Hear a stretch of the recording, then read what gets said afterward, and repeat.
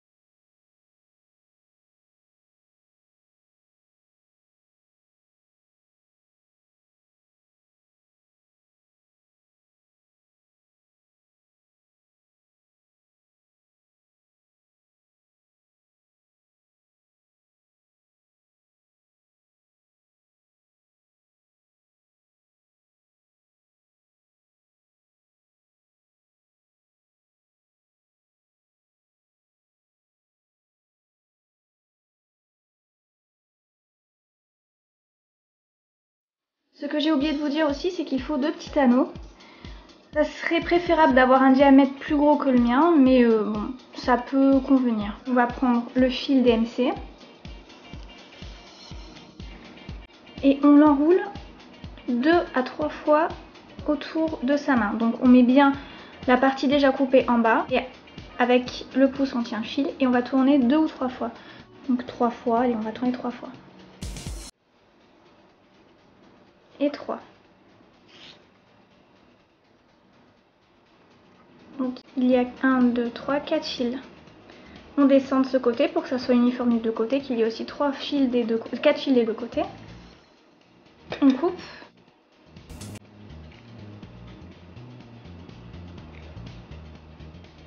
Vous prenez le bracelet, vous accrochez 2 anneaux, comme ceci. Vous prenez votre fil DMC, on va essayer de l'insérer complètement dans l'anneau. Pour que ça soit plus facile, il suffit d'écarter l'anneau.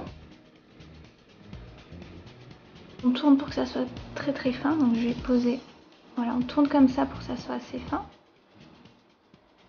En faisant une boucle en haut et en bas, une plus grosse boucle. On peut plus facilement passer le fil dans l'anneau. Donc, regardez.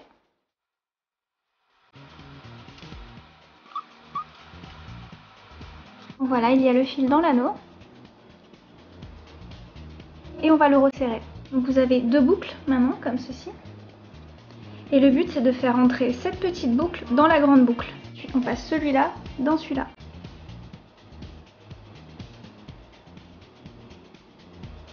Et voilà.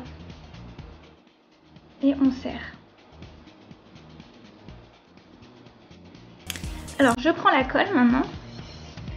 Et on voit qu'il y a un tout petit espace ici. On va mettre un petit point de colle, comme ça, le pompon ne partira pas. Hop. Normalement, c'est un peu plus résistant. Préférable de mettre le pompon vers la tâche, comme ça, ça la cache un peu. Et maintenant, on va passer à la découpe. On découpe ici. Et puis, on va découper les fils trop longs. Si vous trouvez le pompon trop long, je vous invite à le couper. Je vais le couper jusque là.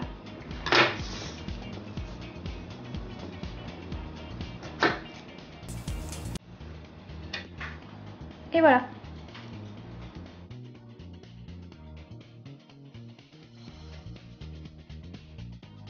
Et si vous n'avez pas de fil élastique, vous pouvez remplacer ça par du fil en nylon et mettre des attaches toutes simples ici. Et pour cacher les attaches, mettre le pompon. Là, je vous montre les autres bracelets que j'ai fait. Alors c'est une autre technique, c'est exactement la même, sauf que je n'ai pas mis d'anneau. J'ai directement mis le pompon sur le bracelet. Donc à vous de choisir. Je vais vous montrer l'ensemble, ce que ça donne. Voilà.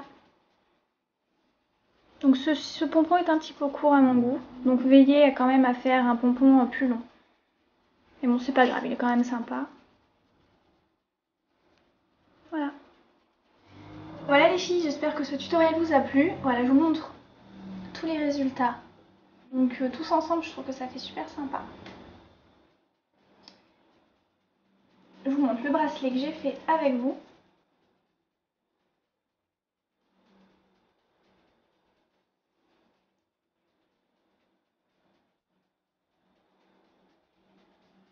Moi personnellement, je préfère la version avec l'anneau. Je trouve que ça c'est plus joli quand le pompon se balade.